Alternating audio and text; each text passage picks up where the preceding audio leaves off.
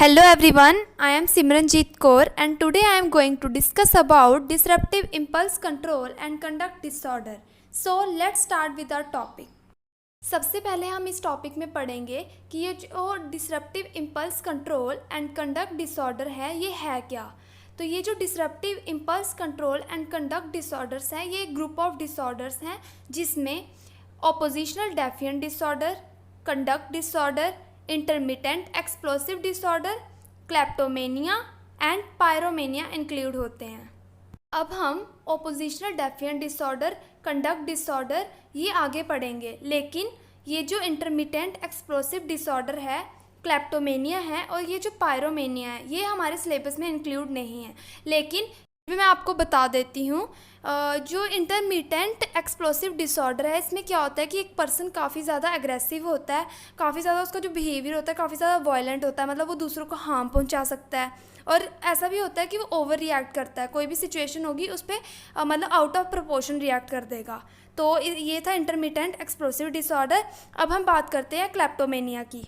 तो क्लेप्टोमेनिया में क्या होता है कि एक जो पर्सन है उसका डिज़ायर होता है कि वो चीज़ों को चुराता है, मतलब वो उन चीज़ों को चुराएगा जो उसे चाहिए भी नहीं होंगी और जिसकी वैल्यू काफ़ी ज़्यादा कम होगी। और इसके कॉन्सिक्वेंसेस क्या होते हैं कि कई बार वो अपनी जॉब से हाथ धो बैठता है, फाइनेंशियल पेनल्टीज़ पे करनी पड़ेंगी, और कई बार तो ऐसा भी होता है कि उसके झगड़े हो जाते हैं पुलिस के साथ।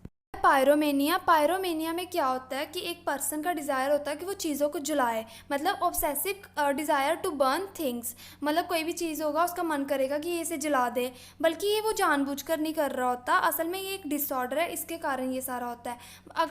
अगर हम देखते हैं कोई भी पर्सन ऐसे करता है तो हम कह सकते हैं कि उसे पायरोमेनिया है। अब जिन लोगों को ये डिसऑर्डर होते हैं वो क्या होता है कि वो काफ़ी ज़्यादा एग्रेसिवली बिहेव करते हैं लोगों की तरफ, प्रॉपर्टी की तरफ। लोगों की तरफ हो गया कि दूसरों को मतलब काफ़ी ज़्यादा गुस्सा दिखाएंगे, दूसरों को काफ़ी इरिटेटिंग होंगे। और प्रॉपर्टी की तरफ कैसे हो गया कि जैसे गाड़ी है, गाड़ी का शीशा तोड़ देंगे, गाड़ी का टायर पंचर कर दिया, घर पे कोई नुकसान कर दिया। अब इन लोगों को काफ़ी ज़्यादा प्रॉब्लम आती है कि ये अपने बिहेवियर या फिर इमोशंस को कंट्रोल कर सके, और साथ ही साथ ये क्या करते हैं, मतलब जो सोसाइटी के रूल्स होंगे या फिर लॉस होंगे उन्हें भी तोड़ देंगे। अब हम इसके बाद पढ़ेंगे ओपोजिशनल डेफिएंट डिसऑर्डर के बारे में। तो अब ओपोजिशनल डेफिएंट डिसऑर्डर में क्या होता है कि जो बच्चा होता है वो काफ़ी ज़्यादा ज़िद्दी होता है, डेफिएंट होता है, मतलब एंटी सोशल बिहेवियर शो करेगा, डिसओबीडेंट होगा, मतलब किसी की बात नहीं सुनेगा, और वो काफ़ी ज़्यादा मतलब हॉस्टाइल मैनर में बिहेव करेगा, मतलब दूसरों को हार्म करने की कोशिश करेगा। ये जो चिल्ड्रन होते हैं ये सारा कुछ जानबूझकर नहीं कर रहे होते, इन्हें ओडीडी होता है, इसी के कारण ये ज़्यादातर एंग्री होते हैं, ऑपोजिशनल होते हैं। अब ये भी कहा जाता है कि ये जो ओडीडी है ये biological, psychological and social factors की वजह से होता है। तो अब हम इसके सिम्टम्स पढ़ लेते हैं। इसका पहला सिम्टम है एंग्री और इरिटेबल मूड, मतलब कि बहुत जल्दी अपना टेम्पर लूज़ कर लेगा, जल्दी से गुस्सा आ जाएगा। दूसरा आर्ग्यूमेंटेटिव और डेफिएंट बिहेवियर, मतलब दूसरों के साथ आर्ग्यू करेगा, कोई अगर इसे कोई रिक्वेस्ट करेगा तो ये नहीं सुनेगा, और खुद गलतियाँ करेगा लेकिन ब्लेम दूसरों को कर देगा, और काफ़ी ज़्यादा मिसबिहेवियर शो करेगा। इनका जो बिहेवियर होगा वो दूसरों को काफ़ी ज़्यादा अपसेट करेगा और काफ़ी ज़्यादा प्रॉब्लम्स कॉज करेगा स्कूल्स में, वर्क प्लेसेस में या फिर सोशल एक्टिविटीज़ में। तो इसके बाद हम पढ़ेंगे कंडक्ट डिसऑर्डर के बारे में। तो कंडक्ट डिसऑर्डर में क्या होता है कि जो बच्चा होता है वो एज के इनएप्रोप्रिएट एक्शंस करता है, एटीट्यूड शो करता है जो कि फैमिली के एक्सपेक्टेशंस को भी वायलेट करता है, सोसाइटी के नॉर्म्स को वायलेट करता है, पर्सनल और प्रॉपर्टी राइट्स दूसरों के वो भी वायलेट करेगा।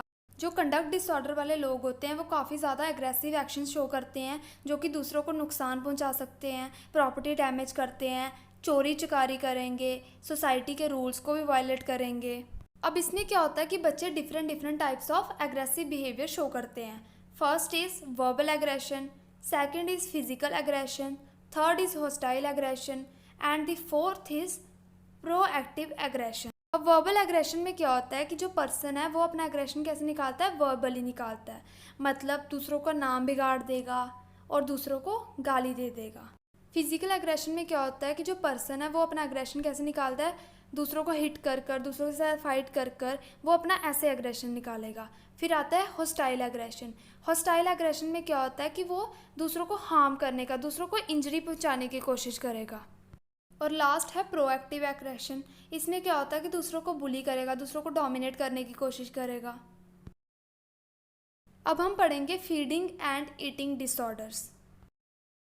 अब फीडिंग डिसऑर्डर्स में क्या होता है, एक चाइल्ड है या फिर एक अडल्ट है, वो एटलीस्ट 1 महीने तक खाना नहीं खाएगा, जिसके कारण वो नेचुरली अपना वेट गेन नहीं कर पाएगा, नेचुरली ग्रो नहीं हो पाएगा।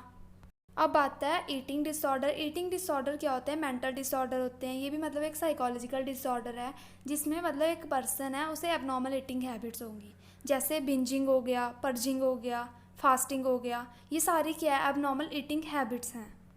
अब ये जो ईटिंग डिसऑर्डर्स हैं, इसमें हम आगे जाके पढ़ेंगे बुलिमिया नर्वोसा के बारे में, एनोरेक्सिया नर्वोसा के बारे में और बिंज ईटिंग के बारे में। अब सबसे पहले हम पढ़ते हैं एनोरेक्सिया नर्वोसा के बारे में। इसमें क्या होता है कि जो एक इंडिविजुअल है उसे ऐसा लगता है कि वो ओवरवेट हो चुका है, या फिर उसे ऐसा लगता है कि अगर मैं खाना खाऊंगा तो मैं ओवरवेट हो जाऊंगा। इसलिए वो क्या करता है, वो खाना खाना बंद कर देता है, और जिसके कारण काफ़ी ज़्यादा अनयूजुअल हैबिट्स भी डेवलप हो जाती हैं, जैसे वो दूसरों के सामने खाना नहीं खाएगा। और इसी के साथ क्या होता है कि बच्चा कुछ ज़्यादा ही अपना वेट लूज़ कर देता है, जिसके कारण डेथ के भी चांसेस हो जाते हैं।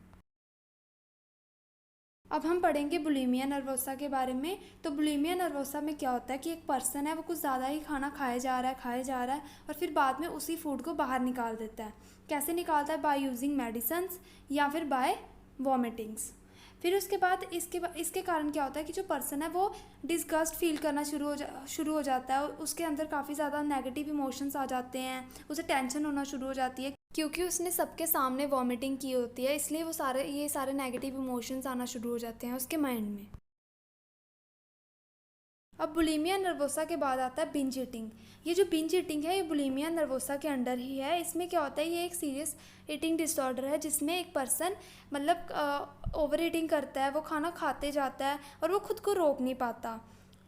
ये जो लोग होते हैं, ये ओवर ईटिंग करते हैं, जो कि आउट ऑफ कंट्रोल हो जाती है, और कई बार तो ऐसा होता है कि ये जो लोग होते हैं वो लाइन ऑफ बिंज ईटिंग को भी क्रॉस कर देते हैं।